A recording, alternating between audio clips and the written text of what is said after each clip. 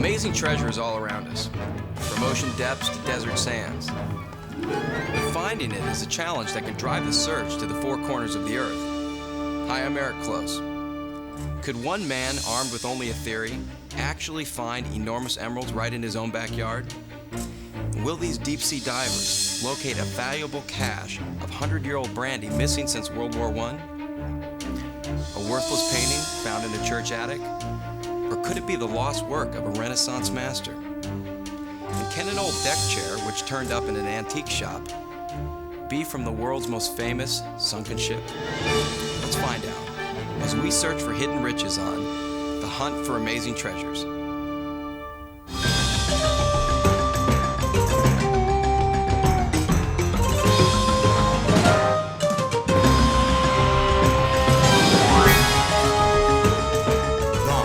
Amazing Treasures is hosted by Eric Close.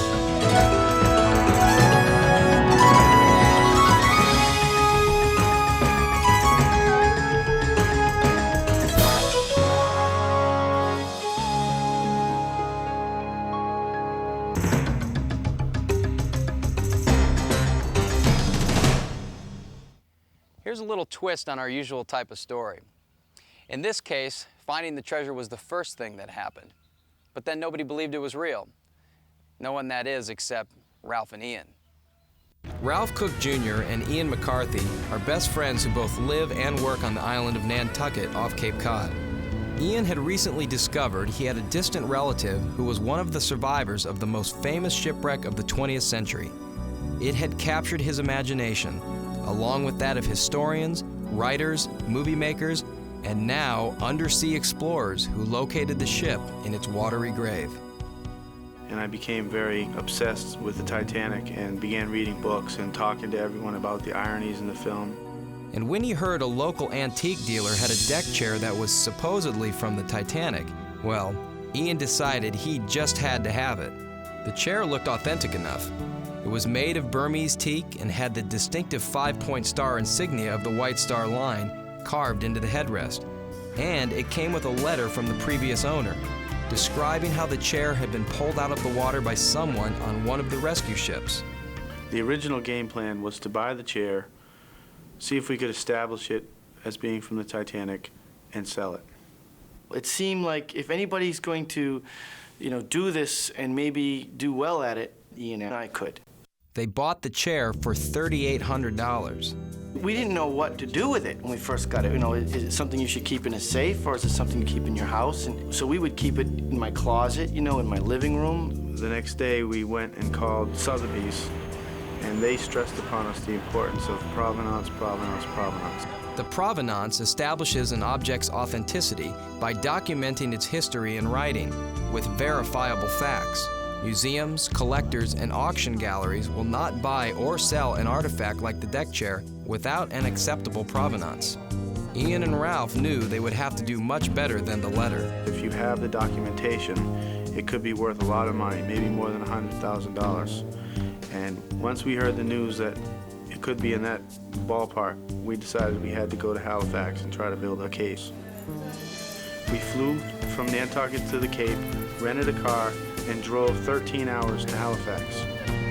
Halifax, Nova Scotia. This was the port closest to where the Titanic sank, from where rescue ships set sail to pick up the hundreds of bodies that were reported floating in the sea. The White Star Line chartered 2 cable ships for the job. The first to depart was the Mackie Bennett, equipped with undertakers, coffins, and embalming fluid. According to the letter which came with the chair, it was on one of these ships that Jean Lemateleur, the captain of a French cable repair ship, fished the chair from the cold waters of the Atlantic. Ian and Ralph's first stop was the Maritime Museum in Halifax. We went right to the chair that they had because they have a Titanic deck chair. So, matter of fact, the sign says they have the only Titanic deck chair in the world. And our first reaction was, wow, it's the same as our chair. There's the White Star mark. But upon looking at it closer, we realized that there were some subtle differences. For example, the seat is a cane seat in their chair, and ours has wooden slats. And we noticed the way the footrest connected together, and instantly we had this sinking feeling in our stomach that, what if all the chairs in the Titanic were made this way? then it would kind of rule out our chair. So we regrouped, we went up to the library, and we found a picture of the chairs on the Titanic stacked up. We had a magnifying glass, and we were able to show very clearly that there were many different varieties of deck chairs visible in this photograph, and that was our first hurdle that we overcame. We asked them about the captain, and they said, listen, that captain that you're talking about has never been in Halifax during the time of the Titanic sinking. Well, that was a sinking blow to our whole account. If the man wasn't even in Halifax, how could he have collected this chair from the Titanic? We were going to find out if that was true or not, so we went to the Public Archives building to see if they had a city directory. And very quickly, we were able to find that the captain was listed here from 1906 onwards. And then, you know, I think Ralph was the one that pointed out to me, you know, there's a sign over their chair that says, "This is the only chair in the world from the Titanic." And we started talking amongst ourselves, like, maybe they don't want there to be a second chair. So we decided that we would try to find Captain Lamontalore's will, because we figured that person might be around who would have pieces to the puzzle. So we went to the Registry of Wills here in Halifax. And in his will, he had left everything to a Margaret Bullcoats. But as hard as they tried, they couldn't find any Margaret Buchholz. We tried all directories and all kinds of fancy footwork to find her, and we couldn't find her. Having reached a dead end, they were leaving town when they realized what they did have was Captain Lamontalore's last address. Not far from here, that cemetery. We went to the street where the captain had lived, and we said if we could find an older person that might remember him, maybe we could get information. So we began knocking on doors on the street. Everyone pretty much said they didn't know him, but we found one old woman who said, "Oh, the captain was a dear neighbor of mine. Please come in." She had an employee named Margaret, who was a housekeeper, and when the captain's sister died, he was all alone. She sent Margaret over to take care of the captain. And we said, was that woman named Margaret Bullcoats? And she said to us, well, Margaret Bullcoats was her maiden name, but she's married now, and her name's Margaret Pennington. Ian and Ralph were so excited, they drove immediately to the small town outside Halifax, where Margaret Pennington was living. And I took out a picture of the chair. She goes, "I know that chair, I know that chair. That chair was from the Titanic." The captain used to keep the chair in the garage. And I said to him, "Captain, why don't you take the chair and put it in the garbage? It's no good to us." He's always said, "Oh, no, that's from the Titanic. I got to hold on to it. It's very sentimental, you know, I retrieved it." And Ralph and I just looked at each other and we were like, home run. Now Ralph and Ian had independent verification of the letter. The trip to Halifax had paid off. So we were going home completely joyous and happy, and when we got to Nantucket, we went straight to the Nantucket newspaper and we said, "Boy, have we got a story for you." We're opening the paper thinking, this is it. They're going to say, you know, we have found an amazing discovery. But instead, they said the alleged chair from the Titanic. And we asked them, why didn't you say it's the chair? And their answer kept coming back saying, well, if they cannot establish the captain on a ship in the ocean in 1912, they really still can't prove that that chair was from the Titanic. So we're like, okay, we're going to find it, you know? So we went to Halifax for a second time. This time we flew. And when we got to Halifax, we went to the archives, and we were told that the newspapers kept a merchant marine log which recorded the movements of all the ships in and out of the harbor. And we tried to find out if they knew anything about, you know, his ship, the Contra Admiral Cabet, which was the ship in Lloyd's Register that he was the captain of. We began looking for the correct dates. We started in early in 1912 and went every day through the entire year. And to our extreme dismay, we found that the captain's ship, the Contra Admiral Cabet, was listed as being in Halifax Harbor every single day of 1912. So we were saying to ourselves, how could he possibly recover a chair if his ship never left the harbor?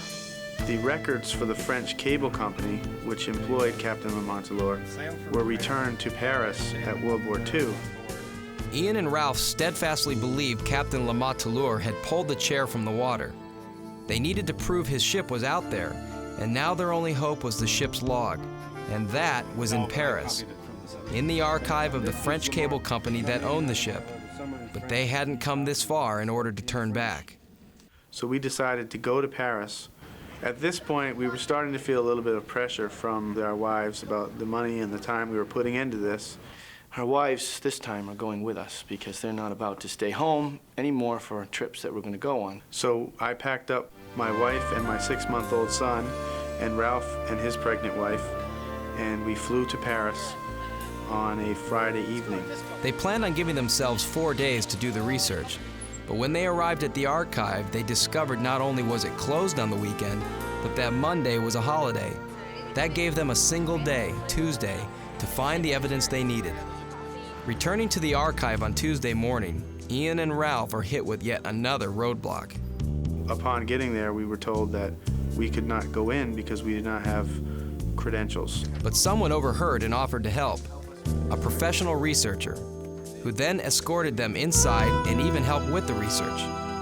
With their new French friend, Daniel Coton, they went right to work. I didn't read French, but I could follow the dates. And I noticed that under the word navire, which is boat, it kept saying the name Mackie Bennett, Mackie Bennett, Mackie Bennett. What we learned is because their ship is broken down, so the company had to rent a foreign ship. And that was a big clue to us. So the Mackie Bennett was actually working for the French cable company. But where did that put Captain Lamottelure? Well, we got very excited because we knew that Mackie Bennett was the best ship that we could have found out he was linked to. So we said, how can we find the cable repair documents that these things are referring to? They said, well, they're in another archive in Paris. They only had a few hours left, and the new archive was on the other side of town. So we go to this place. They say, what do you want? We tell them what we want, what record we're looking for. And he said, well, it's 4 o'clock and we're going to be closing pretty soon. Now, time is of the essence because our plane's leaving. We opened them up and we couldn't help but think, nobody has touched these books in 86 years. We start flipping through the pages and we happened upon the log, which is called Particulars of Repair, that is written in English by the British commander of the Mackie Bennett. And right on the top line it says Captain Julian Lamottelure on board the Mackie Bennett. And that was it. That put our captain in the ship during the time of the Titanic sinking. I think we jumped up in the middle of a no-talking archive and did a high five and maybe a shriek. Now they had proven beyond any doubt the chair was genuine, documenting its journey each step of the way, from being plucked out of the North Atlantic by a French ship captain, all the way to an antique shop in Nantucket. By the time we came back from Paris, between all of our traveling, long-distance telephone calls and everything, we were probably into the whole thing for about $20,000. I mean, we're not wealthy people, Ian and I, so if it was something that was going to come out of it, you know, that was good, I mean, that would be very good for us. Everyone around us was saying, oh, you're going to make a fortune now, the chair's worth a fortune. Well, maybe not a fortune, but it did turn out to be worth more than anyone thought. While Ralph and Ian look for a buyer, they are leasing the chair to the RMS Titanic exhibit in Orlando, Florida, where it's on display in its very own room. Appraised for $500,000, the chair has already returned more than their investment. The idea of finding a chair and maybe it's valuable, well, nothing wrong with that. So my idea was, well, we lose, we lose. We win, we win. You know, we just try it.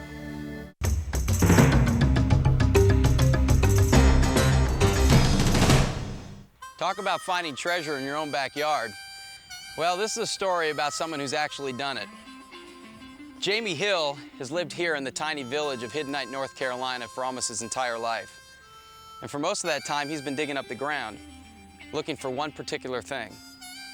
Running beneath the town is what is thought to be one of the most complex geological zones in the world. 63 different kinds of gemstones have been found in the immediate area. But the one that has always interested Jamie Hill is the emerald. Jamie Hill spent years searching the countryside, driving backcountry trails, looking for the telltale signs that would lead him to the elusive emeralds. Hill has been hunting for treasure since the age of 10, when he found gold coins from the Revolutionary War. Convinced the geology of his hometown was prime territory for emeralds, he quit college to look for them and has been single-mindedly searching for the last 15 years. He believed the town was sitting on top of the type of geology which is perfect territory for emeralds, an ancient pre-Cambrian fault. Jamie Hill couldn't see it, but he knew it was there. He had to borrow to keep going, and soon found himself over $100,000 in debt. Finally, he found a site and convinced his family to buy 100 acres of wooded land he was certain sat directly above the fault. His first explorations were on the surface, using just a simple screwdriver and shovel. Then, while doing one of many exploratory digs, he found a vein of mica and quartz, two minerals that, when found together, are a sign emeralds might be close by. The vein dipped into hard rock, where Hill uncovered a pocket, a 2-foot wide open space that was filled with mud, mica, and emeralds. Oh my God. Good Lord, there's a hog. There's a hog. Jamie Hill had finally found the treasure he was looking for, an entire cache of it. When he found the emerald pocket, he was weeks away from having his equipment repossessed. His water had been cut off, and he was about to lose his house. Today, Hill has been able to expand his exploratory hole in the ground to this, a full-scale emerald mine. So we came to Hidnite to see if we could find emeralds with Jamie Hill. Now, is there an emerald in here? Yes, this piece here. This is it right here. That's the emerald right there. Wow. That's approximately 10 carats. And when did you find this? Recently? Day before yesterday. Day Okay. before yesterday. All So right. we're hot on the trail to another pocket. Hot on the trail. Well, let's hope today's the day, huh? Yep. Several days before we arrived, Hill had found one of the telltale pockets that can signal the presence of emeralds. He ordered in a special endoscopic camera to examine the inside of the pocket to see if it contained any of the clues that would indicate this is a place to dig. Pockets like this one give Hill a chance to peek underground and see if a vein looks promising. This one certainly did, and that rock-encrusted emerald was the result. So we're back today to dig deeper and find some more pockets. How much does this sucker weigh? 93,000 pounds. The boom alone is 40,000. Incredible. As heavy and unwieldy as the backhoe is, the operator must have a light touch. The trick is to get as close to a pocket as possible with the heavy equipment without actually disturbing the very fragile emeralds. One mistake here could cost millions in lost gems. So, it is with some trepidation I take over the controls. After a few minutes of instruction, it's my turn on the big cat. Slowly, by hammering and scraping the rock, we continue to open the vein until we find another telltale sign which can announce the presence of emeralds. Now, you were telling me something earlier about when you know you're getting close to emeralds, you start to see like some yellow. Mm-hmm. What is that? Can you show me that? The yellow limonite, which is encasing the whole vein structure here Right. with the quartz and all of these micas, Right. is it's a pure limonite clay, and we kind of term this a yellow brick road. When you're following this material here with the quartz and the mica, that is a pure pocket clay that forms in the caverns where the emeralds grow, and it seeps up through the vein structure itself, through the quartz and the mica. And so essentially, when your hands are turning this color yellow, you're on the right trail to find emerald. Like you said, the yellow brick road to the Emerald Leads City. to the real Emerald City. Okay. Yeah. And this is where you found in this pocket some emerald? I've got an emerald I want to show you here. It's 858 carats. Unbelievable. Wow, can I see it? Yes. Oh, it's And- huge. And how many carats is this? 858. That's amazing. Emeralds are extremely rare, 19 times rarer than diamonds. This emerald, the Jolly Green Giant, was purchased for $500,000. And once a high-quality emerald has been cut, its value increases dramatically. These two emeralds were cut from rough stones found right here in Jamie Hill's mine. The Carolina Princess sold for $500,000. That's $64,000 per carat, the highest price ever paid for an emerald. The Carolina Queen, with an estimated value of at least $1.5 million, translates into over $100,000 per carat. Hill's favorite tool is a screwdriver, and while I think this is an odd choice for finding emeralds, I soon learn it is exactly what you need to nurse one out of its hiding place. Periodically through there. What you do is you just put your screwdriver in and just see the soft clay like that. Right. And we're just going to pull it out. See the mica forming in it? Right, okay. It's real soft in there. That's a good sign. Don't be too far in. Okay. So I can go in here too, right? Mm-hmm. All right. See, the seam's going up under here. Yeah, it is. There's a pocket here. It just doesn't look like one because it's filled with mud and clay. But that doesn't mean there aren't emeralds nearby. How's it doing back in there? It's going right behind this rock. Okay. Yep. Dale, we're probably going to have you hit this again. Not quite there yet. We have to hit it again with the hammer. As the day wears on, I begin to understand the level of patience this work demands. A lot of starting and stopping. Explosives can't be used to break through the hard rock because it would fragment the very fragile emeralds. At this point, even using the pneumatic hammer is taking a chance. Want to go check it out? Yeah.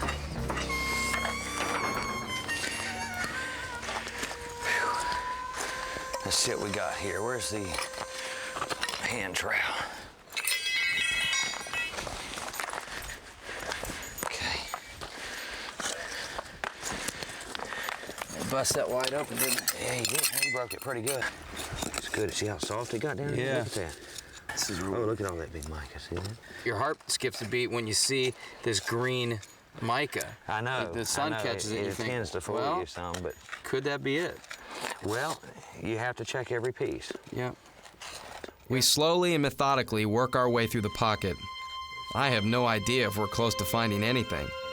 Then Jamie sees something. Ooh, that's good looking material there. See that? Yeah. Look, ooh. I see it now too. A spot of creamy green stone. Emerald green.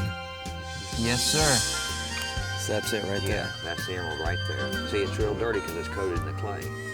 It's emerald. The emerald is covered with mud and dirt. I would have totally missed it. But Jamie's experienced eye picked it right out. Yeah, that's Give me it. 5. Nice work. That's it. We've got emerald. Took a lot of hard work. We've got a cluster. It looks like that's well over 100 carats of emerald in there. And we're going to have to be real careful. Yeah, Just I'm gonna- and see, that's emerald too. It's all Yeah. in there. That's emerald. This whole section. That's a whole section of emerald. See it growing? Yep. There's a stick that way. There's a whole stick that way. Good color too. Okay, let's get it. The trick is to get the emerald out with as little fragmentation as possible. You want to put your hand under? Jamie works his way around it, loosening the rock and mica while trying not to disturb the emerald. You don't want to break that one. It'll come out. It's already going to be a section, but the better part. All right. Yeah, look at that. That's pretty. Yeah, we got it. We got emerald. That's it. Good deal. There you go. That's good color. Good green. Pure, raw emerald. Today's find will cut into small stones ranging from 1/2 to 1 carat in size, with a value in the area of $10,000, contributing to a running total of well over $1 million in emeralds found here so far. So Jamie Hill has found his own field of dreams, and he literally has just touched the surface.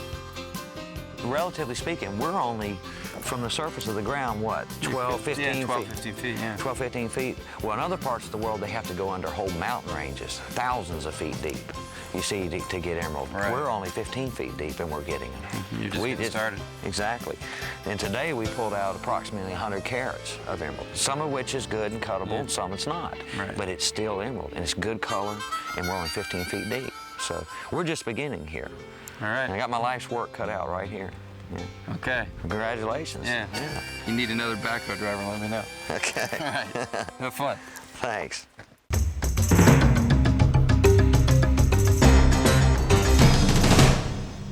We've all heard of beginner's luck. Well, one fall day in Somerset, a district in southwestern England, a farmer's son gave new meaning to the term. Using a metal detector for the very first time, he struck pay dirt, literally. Shapbrook Farm extends over 400 acres of English countryside, and Kevin Elliott's family have rented it for the last 35 years. 2 years ago, they purchased the land, and that's when Kevin's cousin Martin saw his big opportunity. I'd been asking Kevin and his father for, well, quite a few years if I could come detecting on his land, but as at the time he wasn't the owner of the land, he was only a tenant, they couldn't grant me permission. In January 1998, they finally bought the farm and granted me permission to detect on it. But Cousin Kevin didn't have the interest for the pastime that Martin did. Well, Martin had been metal detecting for a number of years, and I knew he was a keen metal detectorist. But as far as metal detecting goes, I was not very keen on the subject. Basically, I thought all that metal detectorists found was rubbish, really. Martin's been at it since he was 10 years old. He wasn't going to be put off by Kevin's lack of enthusiasm. He arrived at the farm and he said to me, "I've got a spare metal detector, would you like to come along?" Reluctantly, I said, "Well, yes, okay." But the main reason was to show him what fields to go in, so I may as well be joining in the pursuit as standing around, as it were. Okay, I'll set up for you. Just, you know, keep it close to the ground, overlap your sweeps. Martin handed me his spare metal detector, showed me how to use it, the controls, told me what signals to listen for if it's a good object. Right, let's have a go. While he was getting his own metal detector out of his case, I started to walk through the gateway and started to pursue my way across the field. While I was making my way slowly, within a matter of 2 minutes, I got a signal. Got the spade, dug up whatever it was,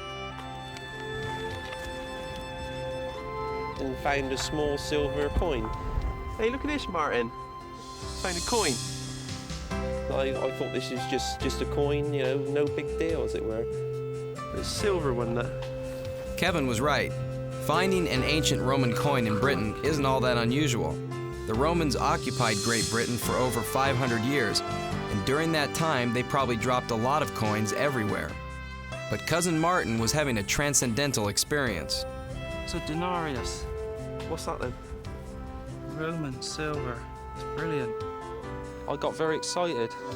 I'd never found a silver Roman coin before, so to actually be with someone that found one was very exciting. And he said, keep going, you might find something else. And we just pursued our way across the field, Martin in one direction, me in another. And shortly after, I found my first silver Roman coin. So I thought to myself, 2 silver coins in the same field, there could be something very interesting here. So I then changed direction and made a beeline straight up towards the centre of the field and started picking up, you know, several more silver coins. I could see Kevin coming in the other direction. He was doing the same. When we started finding coin after coin, and some of them were in 2s and 3s, I started to change my opinion on metal detecting a little. I thought this is quite good fun, actually. It was like a trail of breadcrumbs, if you like. You know, I started off finding one coin, then another, a few paces afterwards. Shortly after that, I dug a hole. There was 2 or 3 in the same hole. Martin had never found anything like this in all his years of metal detecting. He knew ancient coins were often buried for safekeeping, and this could be just the tip of an iceberg. By that time, I was getting very excited. I had a good inclination there was something more interesting to be found out here. Martin had no idea how right he was. Kev, look! What have we got?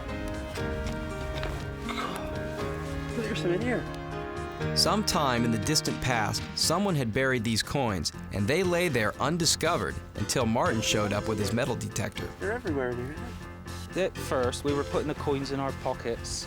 After they started getting a bit heavy, I thought about taking one of my Wellington boots off and starting to fill that up. But I think you better go and get a bucket.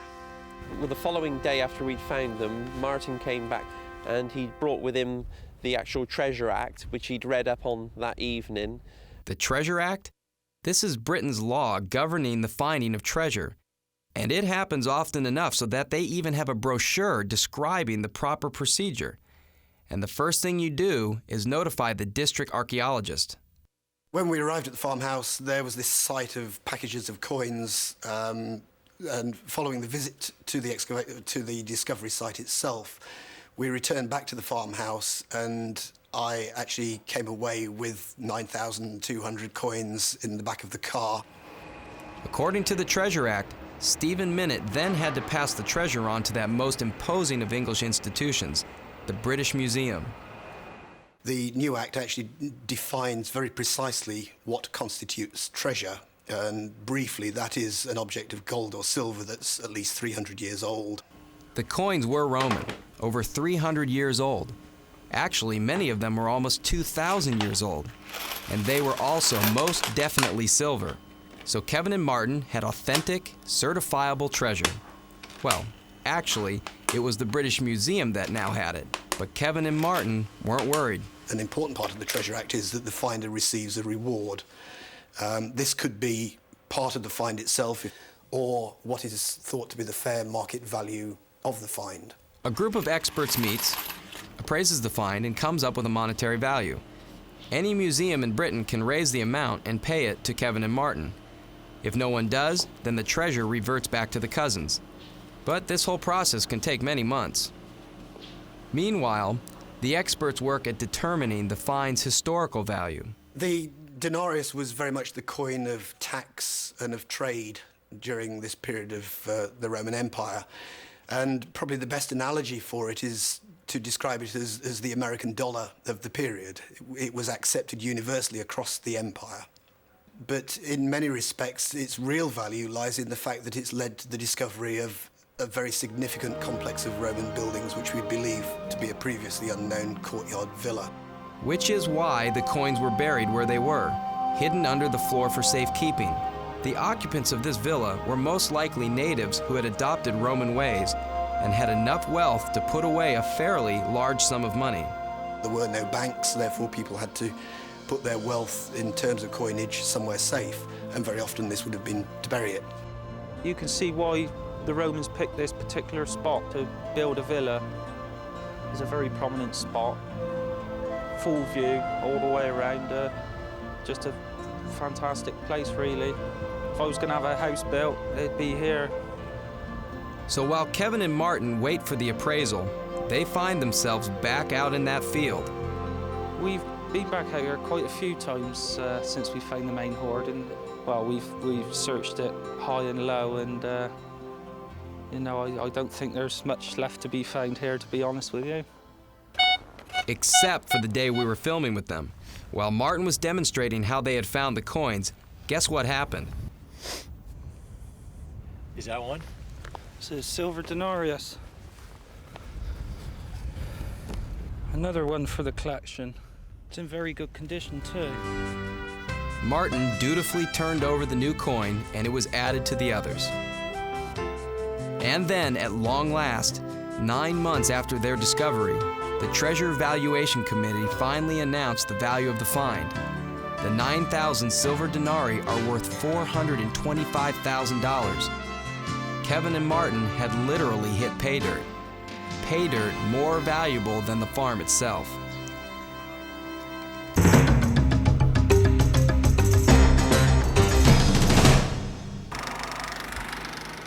When he was a kid, Jeff Joseph went to the movies, not so much to see the films, but for the coming attractions.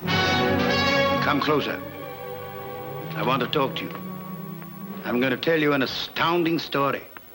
The story of the Maltese Falcon. He loved these high-energy encapsulated versions of Hollywood movies, which were often more entertaining than the films themselves. As an adult, he happened onto a box of old trailers at a yard sale and has never looked back. Joseph has amassed the largest collection of movie trailers in the U.S., and perhaps the world, over 45,000 of them. But this isn't a museum, it's a business. Joseph sells the trailers for use in television documentaries like, well, this one. But while Joseph has been searching for his beloved movie trailers, he sometimes happens onto the real treasures in this story, ones that were never intended to be seen by the public. Like this screen test of a young actress who was just starting her career. At age 22, Audrey Hepburn was being tested for the part of the princess in Roman Holiday. But did you entertain the people there yourself? Is that how you began? No, not quite how I began. I went to ballet school once I knew I was settled there for quite a while. Didn't know how long the war was going to last, so I went to ballet school and learned to dance. This piece of film so impressed executives at Paramount, they called it one of the best screen tests ever made. It launched the career of one of Hollywood's greatest stars and got her the part in a movie that would become a Hollywood classic.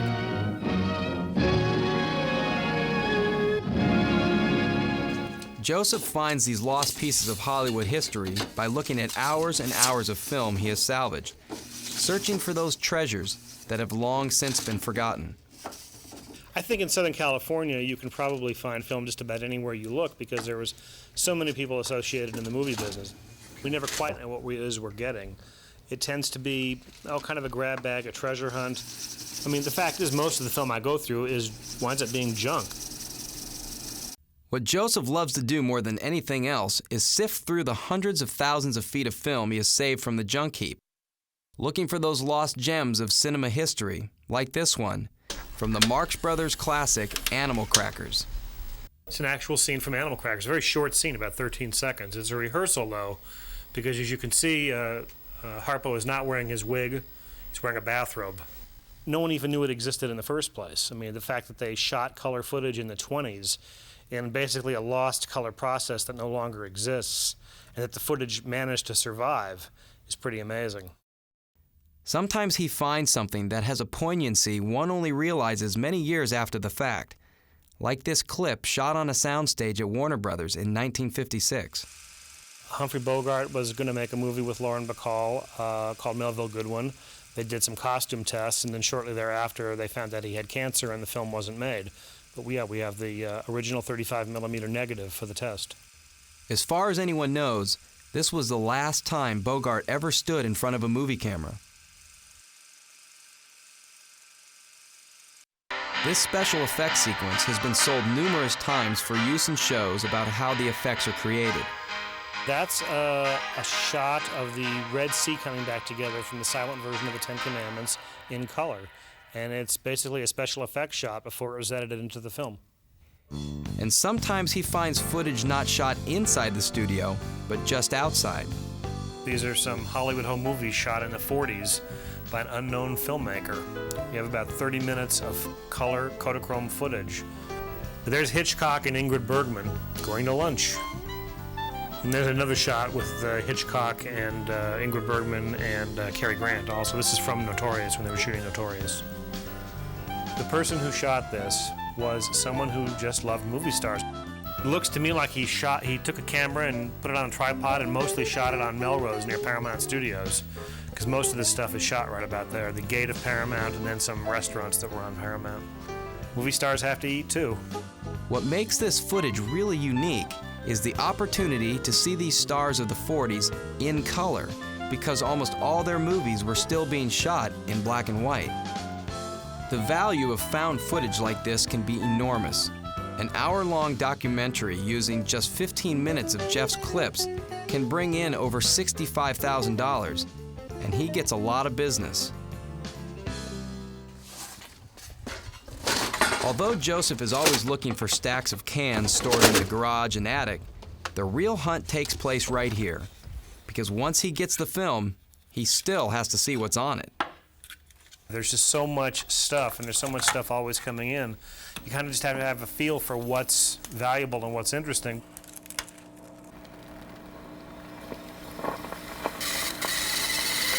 Really, I probably wouldn't have even looked at this reel, but we were kind of going through everything, hoping to find something that was usable. And there it was. A screen test of one of the greatest stars to ever appear in the movies, Greta Garbo. One of the greatest and certainly the most mysterious of all Hollywood movie stars, Garbo had retired from the screen at the absolute height of her career. I think the Garbo footage is my favorite only because it was the first major thing we found. It's just a great piece of film that didn't exist before we found it. Walter Wanger, the producer of her greatest hit, Queen Christina, was hoping to lure her back to work. It had been 7 years since she last appeared in a motion picture, and the star wanted to make sure her looks would hold up on the big screen. So she insisted on a test. In May of 1949, under tight security, 2 of Hollywood's top cinematographers secretly shot tests at the Chaplin studio on La Brea. She insisted on a test to see how she looked on film, and for whatever reason decided she didn't look good. So she didn't do the film. She never did another film. I mean, that was it. Biographies of Garbo all refer to the missing test. It was always assumed the famously controlling star had it destroyed. So when I found it, I realized what it was, but it had been lost for 30-odd years. It's terrific. This piece came out of some fellow's garage in Hollywood, mixed in with a bunch of newsreels. There is no other Hollywood footage of her after this test was shot. Garbo moved to New York and went on to become the world's most famous recluse. She avoided being photographed with a passion, and except for a small amount of candid footage, she successfully disappeared, completely from sight. This test, then, is the last footage ever shot of Greta Garbo, the last time she ever willingly stood in front of a movie camera. Joseph has been offered over $100,000 for this clip, but he is happy to just license it for use in documentaries about Hollywood. There's a lot of stuff out there that's completely useless, but every once in a while you find something pretty cool. Everyone tends to have some film somewhere, in an attic, you know, in a garage, and it's slowly turning to vinegar as we speak because film does deteriorate, but we'll get it someday.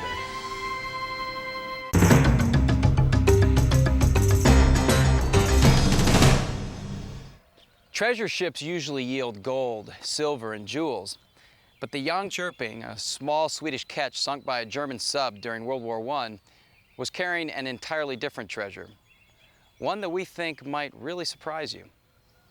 The First World War was raging across the European continent. Although Sweden was neutral, there was a heavy trade of goods being smuggled across the Baltic to Finland, eventually destined for Russia. There was so much smuggling going on, the Germans kept a small fleet stationed in the Baltic for the express purpose of stopping the illicit trade. In October 1917, a small Swedish ketch, the Uncorked, slipped out of its home port in northern Sweden, headed for Rauma in Finland.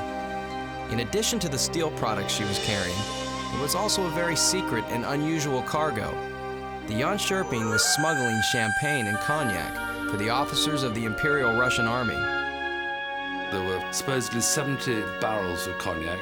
There were 50 packing cases, each containing 100 bottles of champagne, and 30 casks of Bordeaux wine on the manifest. And they had been sent from France to Sweden, and then they were being smuggled across the Baltic to the Russian army.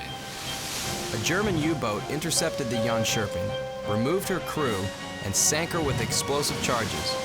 The ship and her cargo went to the bottom. And then, almost 80 years later, Claes Bergvall, a Swedish treasure hunter, decided to go after her. The amount of cognac was 68 barrels, loaded with 5,000 gallons of cognac in different quality, from the absolute best down to, the scrap cognac. You might have got 25,000 bottles out of that ship. 25,000 bottles of cognac, which had been at the bottom of the sea for such a long time, would be a fantastic find. Niklas Löfqvist is a Swedish journalist who covered the story. When they tried to find out what they could do to get a ship up and what they could do with the champagne if it was drinkable or the cognac, they went to the Vasa Museum and talked to the experts. The Vasa, a 16th century Swedish ship of war which sank in Stockholm Harbor, was brought to the surface 300 years later, demonstrating that wood can survive centuries of immersion in the Baltic. So there was every possibility the casks containing the cognac would be found intact. Claes Bergvall knew this was a treasure worth going after. The cognac in those barrels could be worth millions, perhaps tens of millions. While there was no evidence it was still drinkable after 80+ years on the bottom, the Uncorked's cargo was what dreams are made of. The experts told them that champagne 80 years old, could never drink that, forget it. Yes, but it was the barrels of cognac that were the real treasure Bergvall was after. There was a very big chance that they should have survived the storage at the bottom of the sea. Berval and his partners knew that unlike most salvage operations, they would spend little time locating the ship. Berval had the U-boat captain's meticulously kept log, with coordinates showing where the Jan Scherping had been scuttled. The hard part was to be the recovery itself, because when they located the ship, she was not at the depth they expected. Instead of a very reachable 125 feet, the ship actually lay at a depth of almost 200 feet, and this changed everything. So they had to go back to Sweden and find some people who could do this kind of diving, trimix diving. Then you need 3 different kinds of gases to be able to work at that depth. They found a diving team that specialized in the use of trimix, a special blend of gases that enables divers working at great depths to return to the surface without suffering from the bends. They had to rush from the diving elevator that took them up, get off all the clothes, rush into the compression chamber, right? And they had to spend 6 hours in the compression chamber.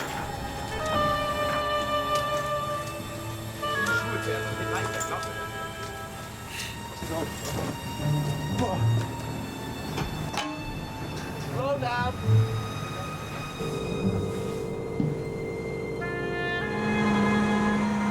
The work was slow and dangerous. The water temperature was freezing, and there was little, if any, visibility. Only 15 minutes at a time could actually be spent at the sea bottom for exploration. Everything okay? Okay. So divers worked around the clock in an attempt to speed things up.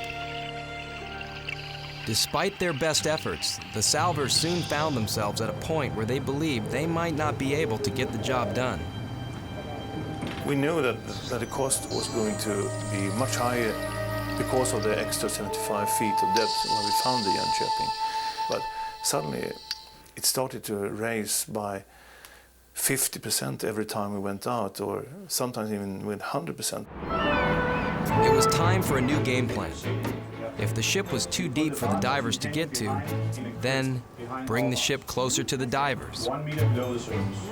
This area has to be free so we can go underneath, so we are losing time right now. They would tunnel under the hull and slip cables around her. Then a crane would be brought in to raise her off the bottom, bringing the Jan Scherping close to the surface where it would be easy for the divers to salvage her. When everything was ready, a giant floating crane was brought to the site in heavy seas and slowly maneuvered into position. Almost 100 feet high, the crane had never before been used in the open sea. If the weather suddenly changed while holding the full weight of the Jan Scherping, there was every chance she could capsize. And then, finally, the treasure for which they had set out was nearly at hand. The first barrels were raised from the wreck. We started to see if we could get any of the barrels loose, and we brought something like 31 barrels up on deck. All of them were cognac barrels. We noticed that a few of these barrels were leaking heavily, and some of them were more intact. But, I mean, we realized that the barrels were not in a very, very good condition.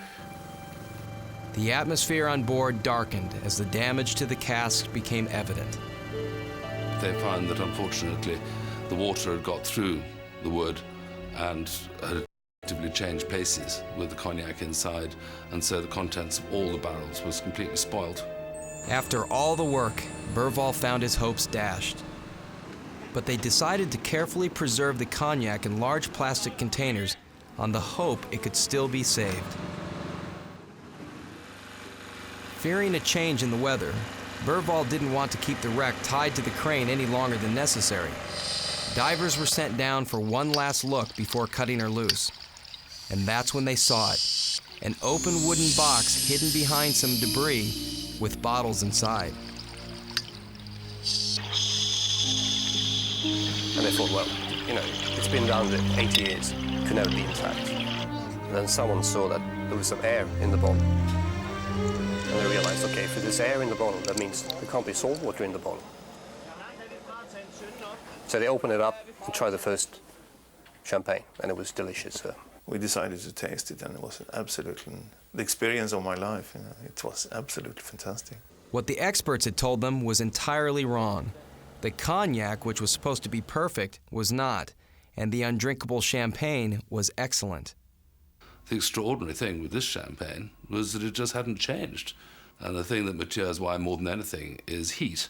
And at 64 meters, it's 2 to 4 degrees centigrade all the year round. This meant for perfect conditions for the champagne, because it was like having a wine cellar on the bottom of the Baltics. While the giant crane continued to hold the Jan Scherping in place, the divers started bringing up the bottles. But even this was not to be without problems. The problem was that as they brought the bottles up, the corks naturally would start to rise because the wires that hold the corks in at the top of the champagne had corroded away, they'd rusted and gone. Second, that the pressure at 64 meters in any ocean is almost exactly identical to the pressure inside a bottle of champagne, which is why you have a wire on the cork to stop it flying out. But the corks were exposed now. And as the bottles rose, the water pressure holding the corks in place lessened, which is why the corks were loosening. And they had this rather ingenious method that they put a wire mesh over the top of the cork with a tight wire around it to hold the cork in. Now, they had to act very fast, because as these bottles were coming up in a basket, maybe at 6 or 8 at a time, they had to be pretty fleet of hand to get this wire over the top of the cork, put a tough wire around to hold it on, and so secure the wine in the bottle. The method succeeded. In just a couple of days, they managed to retrieve over 2,000 bottles of the champagne.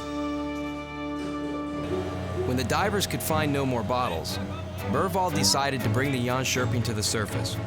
The sea was calm, and everyone wanted to see this small boat, the recovery of which had proved to be so difficult. The crane slowly winched the Jan Scherping to the surface and held her there. Divers carefully checked the ketch from bow to stern, making sure they had retrieved everything salvageable. Klaus Bergvall had hoped they could tow the Jan Scherping back into harbor and preserve the little ship. But again, Baltic weather interfered, and they cut her loose before the weather could put the crane in jeopardy. So we cut one of the wires and Jan Scherping disappeared. Which was even a bigger disappointment for me than the knowledge of the cognac not being very good. So that was a traumatic experience for me to see Jan Scherping disappear into the depths of the Baltic once more. So in the end, the big payoff turned out to be the champagne. It went to auction at Christie's in London, just before the millennium. A tasting was held prior to the auction, and the wine world was able to sample this perfectly preserved champagne for the very first time. It was bright in color. It didn't smell as though anything had happened to it. It was really considerably sweet. It filled the mouth and remained after you had swallowed it. Hold on, at 2,000, 2,000 again, 2,000 pounds for this The bottle. 1907 Piper Heidsieck sold for prices ranging from $2,500 to $4,000 a bottle. But while there were many buyers eager to have the champagne for millennium celebrations, there aren't as many who are now willing to pay those prices. So Bergvall and his partners keep the remaining bottles in a cold storage warehouse where the champagne continues to age, waiting for buyers who can afford it, at about $100 a sip. And the original French distiller that manufactured the cognac has now designed a process which can extract the seawater. So there are hopes it can be made drinkable and, of course, saleable. 3 years before, when Bergvall and his partners embarked on this recovery, they couldn't have foreseen the difficulties. The deep water diving, a stormy and unpredictable sea, raising the ship off the bottom, and in the end, a treasure entirely different from the one they went after. But Klaus knows adversity is what treasure hunting is all about. And that's the main incentive in doing this sort of work is when you decide to go for something, then you go for it all the way. There's no midway leave or something like that. You have to do it from the beginning to the bitter end. There's no other way you can do it.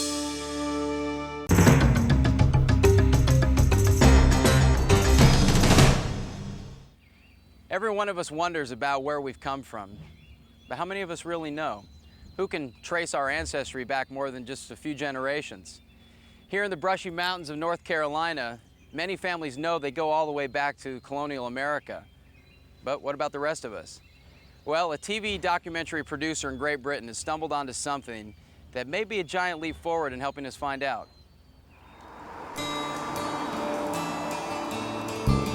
Philip Priestley, a British documentary filmmaker, was assigned to do a film about regional archaeological sites near Cheddar, England. Yes, the same cheddar as in the cheese. Cheddar's a fantastic place. Very interesting archaeology. And I'd known it for 50 years nearly, because I've lived here nearly all my life. A show about archaeology around Cheddar made a lot of sense because one of England's most important finds was made right here in Cheddar Gorge. In 1903, while excavating one of the gorge's many caves, workers discovered the oldest prehistoric skeleton ever found in Britain. Cheddar Man, as he's fondly called, is almost 10,000 years old. And although the gorge and cave are now a tourist attraction, at the end of the last ice age, this was an ideal living situation for prehistoric man. It would have been a wonderful place for hunter-gatherers to live. Everything was here that they needed: water, animals, and even a few plants and animals during the Ice Age. So it would have always attracted people, especially the caves, which offered shelter. You could put a fire to the front and keep people out, keep other animals out, and you could keep warm inside the caves. So a change of environment, new opportunities, and new ways of living, and that's what we see with Cheddar Man. Personally, Priestley found archaeology phenomenally interesting. But as an experienced television producer, he knew he had a serious problem. On TV, archaeology can be very boring. The digging is slow and tedious, the science complex and hard to explain. Priestley wondered how he was going to make this program watchable. There's a boredom factor in archaeology that you have to get over. So we could use the scenery, we could use the cave, it all looks spectacular, but I was looking for something else, something that would draw the viewer in to the story and maybe give us a little bit of tension. And I said, wouldn't it be a good idea if we did some DNA testing of the skeleton, and then if we test some people in Cheddar and see if there's anybody related to him. Some fun detective work and a good dramatic device to keep the show interesting. So Priestley asked London's Natural History Museum, where Cheddar Man's remains are kept, to try and take a DNA sample from the 10,000-year-old skeleton. If they got a result, he'd then test a representative number of local high school students for their DNA. The budget for a regional television program is quite small. It's very tight, so you have to be very careful how you spend it and how many days shooting you can do and how much editing.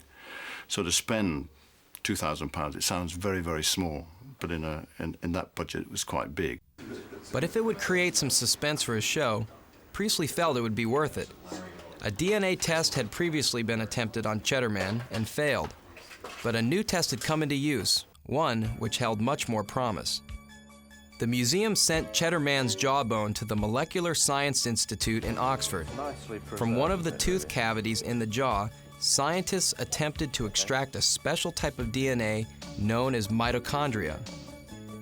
In the human body, the mitochondria is inherited unchanged, generation to generation, but only down the maternal line from woman to woman. It is the DNA most likely to stand the test of time and could still exist in the ancient bones. Much to Philip Priestley's relief, the scientists succeeded in finding a usable sample. Now Priestley turned to the faculty of Cheddar's local high school and sought their cooperation. I spoke to the bursar and I put the problem to him. I said, I want some people to be in this program, to have the DNA taken, which is, it's not an they don't have to drill their teeth, they just take a little scrubbing from the inside of their cheek. And the bursar said, well, you'd better talk to the head of history here. And so I was approached by Philip to try and DNA some students who came from the local area. So I simply asked them a question along the lines of how many of you have had grandparents living in this area, and if they could go back 2 or 3 generations. I asked them if they'd like to have their DNA tested. The students agreed. The day arrived, and with film crew present, Priestley documented the event. And some of the students were perhaps a bit apprehensive of what the DNA test was going to consist of. Some thought it might be a skin sample, and some thought it might be a blood sample, and I said, oh, it's only going to be a mouth swab. It's really easy, and I'll have mine done just to show you there's nothing involved. The scientists took their samples back to Oxford and began to cross-reference the results. Looking down here, yes, Look at the one. there yeah. are 292. Only one. Only one out of the whole lot. On the basis of what we've got here, that would be an identical match, which would mean that they had a common maternal ancestor. So who do we match this up with? Let's see. And number 12. Number 12. So who's number 12? Number 12 was a match. Someone at the school was a direct descendant of Cheddar Man. Philip Priestley, while trying to dramatize his archaeology documentary, had made an extraordinary scientific discovery. As I drove home, I actually stopped and rang a few people and said, well, we've got a result, we've got a result. And it only dawned on me after a little while that maybe this was an historic kind of finding. So Priestley called Brian Sykes, the molecular biologist who had conducted the test, and asked him. I said, is this the oldest, the longest DNA bridge that's ever been made between an ancient person and a modern person? He said, yes, it is. So I said, it's a world record. He said, yes, it is. An incredible discovery. Philip Priestley had bridged the gap across 400 generations. He had the ultimate payoff for his documentary. Now, all he had to do was reveal to the world who the matching subject was. So he called a press conference at the school and had his documentary's host, archaeologist Mick Aston, make the announcement. You're all agog, no doubt, to know who it is, who's related to the caveman found in Cheddar. Yes? What would you feel like if it was one of you? Because it's probably going to be of interest to people all over the world that there is a link over 9,000 years to this person found in the cave. Think you could stand the publicity and the visits to California and wherever? Yes? So, who is it? It's Adrian Target. Thank you very much. This is the man that's closest related to Cheddar Man. I'm overwhelmed. How do you feel about that, Adrian? A bit surprised. I was just about to say, I hope it's not me. This is the first time anyone had been able to establish a direct link between ourselves and our prehistoric ancestors.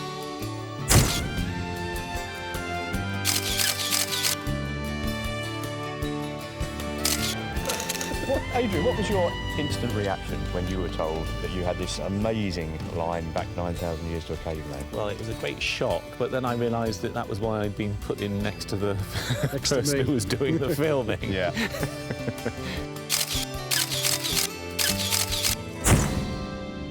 It was fantastic. And I went down the next morning to buy the newspapers, and there it was, all over the newspapers. This is the Sun newspaper. There's the Times.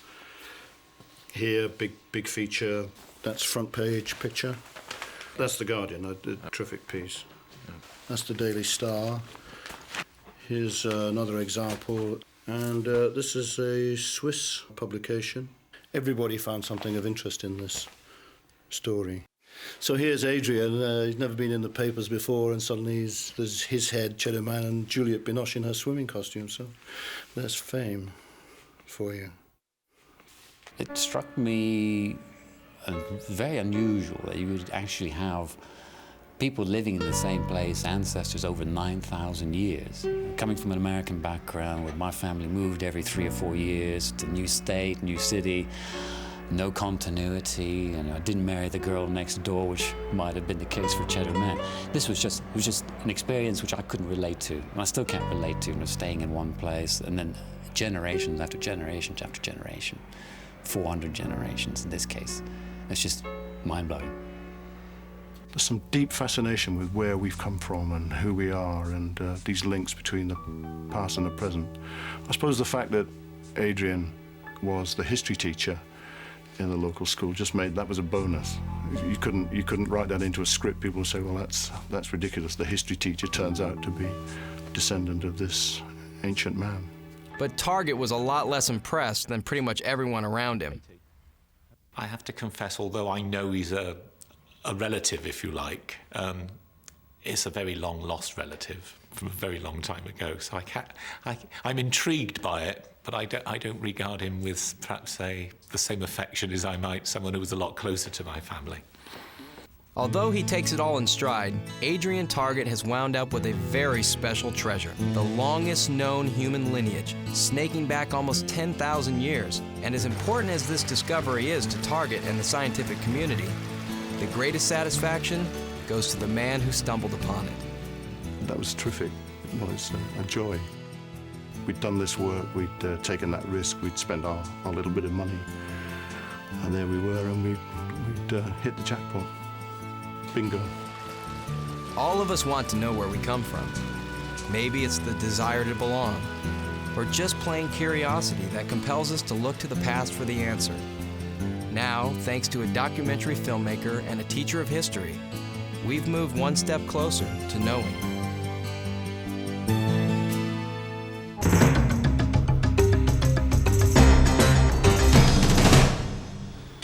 In northern Massachusetts, up by the New Hampshire border, is a small Episcopal church that was showing its age. All Saints in West Newbury was nearly 100 years old, and the small congregation was having trouble keeping up with the much-needed repairs. The front steps were cracking, the brickwork was falling apart. The new rector, Bill Murdoch, was rummaging in his office closet one day when he discovered an old painting that had been stored there. It was only hanging in the church briefly for a short period of time, roughly around 87, 86. And the people's opinion of the painting when it hung up was that it was pretty ugly. A parish history referred to the painting as a 19th century copy of Madonna and Child by the Italian Renaissance painter Andrea del Sarto. Apparently a lot of the parishioners did not like the painting. They thought it was an ugly painting. So they decided they wanted the painting taken down. The painting had also been hung in the church once before, decades earlier, but met with the same disfavor on the part of the congregation. About 40 years ago, it appears that it was taken down from hanging in the church and was stuck in the attic of the rector's house. Actually, one of our parishioners who was going up there and helping clean the attic, she found it. And I came across this painting that was on the floor. At first, it didn't seem to be a painting. It looked like a big board. And I stood the painting up and looked there at the other side. It was a beautiful painting. It was covered with dust, but I also noticed that there was a beautiful gold frame separated from it on the other side. That gold frame looked like it belonged to this painting. When it was rediscovered in the mid-'80s, after 25 years in an attic, I think it looked kind of musty, but it was hung up behind the choir in the church again. And from what I understand, it wasn't long after that some people said, you know, I really don't like that there. It really doesn't go with the rest of the church. And that's when it wound up in the rector's closet. When Murdoch found it, he decided to have it appraised, and a local art dealer confirmed it was a copy that was probably done in the 19th century. Value? About $45,000, money they badly needed for the church repairs. But before selling it, Murdoch decided it would be prudent to have a second opinion, and sent pictures of the painting to the New York auction houses. At Sotheby's, they were reviewed by Christopher Apostle, director of Old Masters. It had been recorded in the church archives as a gift given by a friend of the parish as a 19th century copy of an Andrea del Sarto, of which there are many in the United States. He was highly admired. But Apostle knew that the Del Sarto Madonna and Child, which was in a Canadian museum, the one that was believed to be the original, was in fact a copy. And I could tell that there was something very intriguing about the situation. It was in an old church. You know, they weren't sure what they had. They had an idea that it could be something good, but they weren't sure. And I just knew that I had to get on a plane. The first auction house that came to the parish and actually saw it walked through the door and literally took his breath away. Then he took out of his valise a book that had Del Sarto on the cover, and it was the life history of Del Sarto and his work, and flipped open the page and then showed me the painting of the Madonna and Child by Del Sarto that's hanging in the Metropolitan Museum in Ottawa. And I said, oh, so this is a copy of that painting? And he said, no, the painting in Ottawa we know is a copy. And what we don't know is we've never found the original until now. Who was Andrea del Sarto? not the most famous painter of his generation. He spent most of his life in Florence, the capital of Renaissance Italy, where his contemporaries were Michelangelo and Da Vinci. And so there was no question in my mind that it was 16th century, and very possibly by Andrea himself. I am always very cautious in saying these things right out because I knew that I'd have to do the research and prove my case. The painting was removed from the closet and taken to Sotheby's, where Christopher Apostle and his staff went about the job of authenticating it. In this particular case, we found several scientific techniques very useful. We were able to use infrared reflectography to look through the paint surface itself and see the original carbon underdrawing of the artist. And there are several very interesting signs and sort of clues to how and who painted the painting. The underdrawing is the preliminary sketch an artist usually makes before starting the painting. Since there are many good examples of other Del Sarto drawings available for comparison, the reflectography showed that the underdrawing below the painted surface of the Madonna and Child was clearly by Del Sarto. This painting, which had been tossed in the attic, collecting dust for decades, was in fact an original Del Sarto. There is some record in our memorial book about the painting being touched up, if you will, by local house painters. We don't know what they did, okay, but maybe we shouldn't say that, I don't know. After the rediscovery of the Del Sarto here in February 1999, I realized that for 4 years I had been keeping the original Andrea Del Sarto's painting of the Madonna and Child in this closet and hanging my coat over it. All Saints operates on an annual budget of $188,000 a year. The last Del Sarto to go to auction brought almost $400,000. The painting, which had been hidden away because nobody much liked it, could turn out to be a much-needed windfall for the small church. The very best use and stewardship of this piece of art would be to sell it, not only for the monetary value, but also for the possibility of it making its way to a museum where it could be publicly displayed and enjoyed by a variety of people. So Reverend Murdoch and 25 or so members of the congregation traveled to New York for the auction. The auction itself was filled with excitement and anticipation. It was such a high moment for us that it felt almost surreal to me and to many other of the folks that were there. When the actual auction was beginning for our painting, I was a nervous wreck. Lot number 3, the Andrea Del Sarto, started the bid at $600,000. $600,000, now it's $625,000, $650,000 now. At $650,000, $75,000, $700,000, now it's $700,000. At $725,000, $750,000, $775,000. At $775,000 now. Any further bids? Any further? $800,000 we have. At $800,000 now, it's selling at $800,000. At $825,500, $850,000, $875,000 now, $900,000. You at $925,000 in the second row. We have $950,000, $975,000. $1 million for it now, $1 million. Any further advance then? Fair warning then, $1 million. Sold $1 million. The church's long-forgotten 16th century painting, Madonna and Child by Andrea Del Sarto, sold for $1.1 million, including buyer's commission. It took just 2 minutes for the bidding to fetch a new world record price for a Del Sarto. The value of the painting is, in fact, 5 times the annual budget of the parish, as we now have it. So the work has already begun on fixing up the church. The brick is being repointed, and there are plans for a completely new front entry. But that's the least of what they're doing with the money. Let's create another email in addition to this and send it to India so that they know the progress that we've made and that they can anticipate this check for the purchase of that home for the lepers there. And now, after the sale of the painting, we have an entirely new opinion of the painting.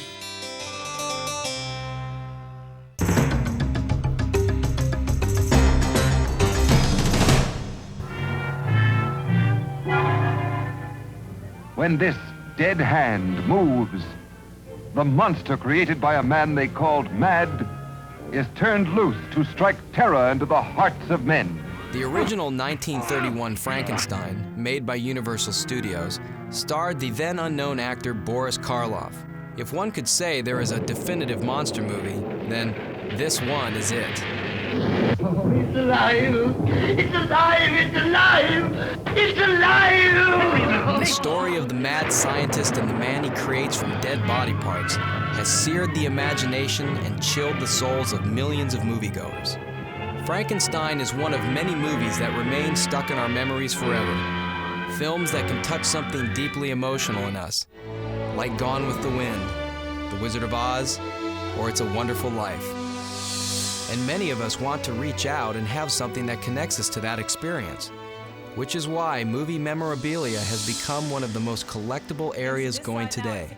Prices are skyrocketing on items like the sled from Citizen Kane, which sold for $233,000, the Maltese Falcon at $400,000, and even the ruby red slippers, which recently sold for $680,000.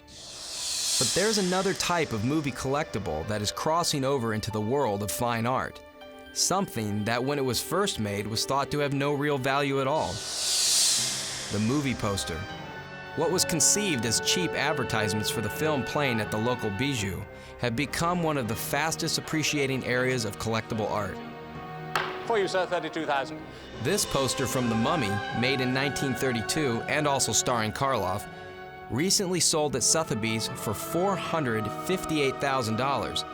This more than doubled the highest price previously paid for a movie poster for the 1931 release of Frankenstein. And the posters that bring the highest prices are the ones for horror movies. No, not romances, not action pictures, but horror. Well, I think the reason horror posters are widely considered to bring the highest prices and be the most sought after, there's a number of reasons. I think the collectors, first of all, are the most passionate as opposed to other genres. Stephen Fischler is a dealer in vintage comics, but his real passion is collecting horror movie posters. About 5 years ago, I got a hold of an original Frankenstein press book, which is a book that was put out in 1931 to show the theaters what posters were coming out for the movie that year. Inside the inside cover is where I first saw the 6-sheet pictured. I and a number of other collectors said, if that was ever found in a theater, in a barn, in an attic, who knows where, that would be the ultimate find. For each film, there were a number of different sizes of posters created. The 1-sheet is probably the most common kind of standard size that most people would be familiar with. And then something like the 6-sheet is a very giant-sized poster, printed in 4 sections. They would be pasted to something like a billboard. Sometimes it would be pinned up on the outside of the theater. The 1-sheets were recirculated from theater to theater, traveling along with the film as it made its way through the distribution circuit. But because the 6-sheets were glued to the wall or billboard, they were necessarily destroyed when removed, and that's why there are so very few of them still in existence. Fischler already had some of the best examples of collectible horror posters decorating the walls of his office in New York. And although he had copies of almost all the classic horror titles, he did not have anything from the original version of Frankenstein. The 6 known copies of the 1-sheet were already spoken for, and the 6-sheet pictured in the press book, well, that was one he could only dream of. Even though it's pictured in black and white here, I can envision what it would look like in color. And I said, I'd love to find that poster someday. Little did Fischler know that he was to get his wish. Almost. Somewhere in Northern California, at a weekend tag sale, a purchase was being made on some used luggage. When the purchaser finally got home, he discovered that one item, a beat-up old briefcase, had locks that were frozen tight. Prying it open, he discovered an old poster inside. Actually, he discovered 4 movie posters in the case, all neatly folded on top of each other, and all in immaculate condition. Opening them, he had no idea what they were. None seemed complete. That was until he decided to lay them out on the floor and realized it wasn't 4 posters, it was 1 poster, made up of 4 separate sections. The purchaser, knowing he might have something unusual, found the name of collector Steve Fischler on the internet and gave him a call. Hi there, can I speak to Mr. Stephen Fischler? Steve. The caller said he had a poster he wanted to sell, a Frankenstein poster for the 1931 Universal release. I generally don't get excited because in 30 seconds or a minute, I'll find out it's a reissue. I have a series of questions that I'll ask somebody. Well, where exactly did you get the poster?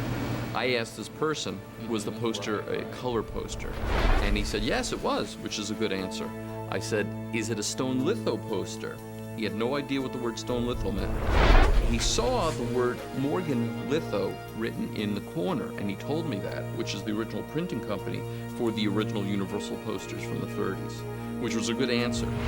This was starting to get interesting, but Fischler needed to know more. And then I asked him, is Frankenstein pictured on the left-hand side of the poster? He says yes, which is what the original one sheet looks like from 1931. There's about 6 known copies of that poster. It's worth about $150,000 to $200,000. I'm getting very excited at this point. I then asked him, is he pictured in a little circle at the bottom left-hand corner? He goes, oh no, he's not a circle. He's the entire left side of the poster. I said, entire left side of the poster? What size is this poster? It says it's a 6 sheet. Fischler is stopped cold. This is a very, very good answer. No known copy of any 6 sheet from any early Universal horror movie has ever been found. That's how rare they are. To find one from a movie such as Frankenstein would be the ultimate. And I then asked him, is there a bride, a woman in a bridal gown on the right-hand side? And he says, yes! He's shocked that I know this. And in a space of 1 minute, going from taking a routine phone call, I realized that this is the phone call. 6 sheets were so large they were printed in pieces. Everything Fischler was being told was a perfect description of one. He pleaded with the caller to send a picture. This would be the final proof. When the photo arrived, he knew it was the real thing. He could see that Karloff took up the entire left side of the poster, just like the picture in the press book. Fischler was looking at a photograph of the very rarest of movie posters, one that until this moment, no one knew even existed. While he wouldn't say what he paid for the poster, he's made it more than worthwhile for the purchaser. It is very rare that somebody can go to a tag sale, a flea market, an auction, and buy something for nothing. And this is really what they paid for it, is absolutely nothing, and find out it's worth $100,000, $200,000. Fischler now has what most experts agree is the most valuable movie poster ever, and Fischler knows why. What makes the Frankenstein 6 sheet so exciting is the image that it has. The image is Frankenstein, in his essence, standing there in Frankenstein's laboratory with a skeleton in the background, looking at a horrified bride of Frankenstein, which is what the original movie had. The look in Frankenstein's eyes in this poster is just so eerie. He appears to be looking at absolutely nothing. He appears to be completely dead. I think the Frankenstein 6 sheet could certainly create a new world record at auction, basically because it is one of a kind. It is a large size poster, 6 sheet. The graphics on it are wonderful, and it's most likely impossible to ever find another one. If the one-sheet mummy poster sold for $450,000, and there are 2 of those, this larger and totally unique 6 sheet has an estimated value of $600,000. Only Stephen Fischler insists he will never sell his Frankenstein. In fact, it's only been out of his possession for a brief appearance at the Whitney Museum in New York. If I sell a poster like this, what's the purpose of collecting? This is what I'm collecting for. Not only is this the greatest poster ever found of any type, movie or otherwise, but it's also the greatest poster that could have ever been found. There's nothing that would really top this one. It is the ultimate.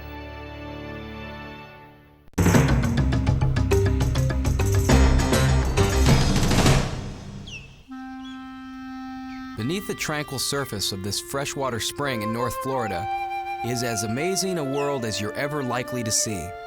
On the surface, visitors swim and enjoy the glass-bottom boat tour. And below, in water so clear the visibility seems endless, divers are mapping and exploring what is believed to be one of the world's longest and deepest underwater cave systems. This is Wakulla Springs, and it is part of an enormous underground limestone formation which contributes billions of gallons to the supply of fresh water that Florida uses daily. Ponce de Leon is said to have discovered this spring, which some believe might even be his legendary Fountain of Youth. In more recent times, the natural beauty of Waukulla, its clear water, and the jungle-like setting has captured the attention of visitors since it was used in the early 1930s as a location for the first Tarzan movies. And along about the time Johnny Weissmuller was swinging on vines, the first primitive attempts were being made to discover the source of the spring's enormous volume of fresh water. And it was then that divers discovered a treasure trove no one was really looking for. Along the smooth bottom, lying on the sand, was a multitude of bones. Some were clearly the remains of prehistoric creatures long extinct. Scientists puzzled over what they were and how they got there. Probably at the time that they were at Waukulla, the water table was down much lower. It was probably not a spring. It was probably a deep sinkhole, and animals, they would just congregate there, and I suspect some of them just sort of fell in accidentally. Modern paleontologists, diving deeper into prehistoric times, point out that the mastodon skeletons found at Waukulla, now mounted in museums, and the mastodon bones and teeth still to be seen here, prove that this great spring has been welling forth for 25,000 years. New finds are still being made. One group of bones turned out to be the virtually complete fossil of a mastodon, which is now on display in the Museum of Florida History. Extinct for over 10,000 years, the mastodon, one of North America's great land mammals, was a distant relative to today's elephant, weighing in at up to 10 tons. When these fossils were first being pulled out of the spring, they were mainly of interest to paleontologists. But today, fossil remains are highly valued by collectors, and those truly special ones, the rarest, the biggest, and the most complete, are beginning to command prices that are truly extraordinary. A recent auction sale of fossils included this one of a flying reptile that went for $167,000. The fossil that has brought the highest price so far is Sue, the largest and most complete T-Rex ever discovered. It was sold at auction by Sotheby's and bought by the Field Museum of Chicago. The price, $8.1 million. And now fossils of the enormously large American mastodon are also increasing in value. Finding a relatively complete mastodon fossil happens rarely, but when it does, there's plenty of competition for it.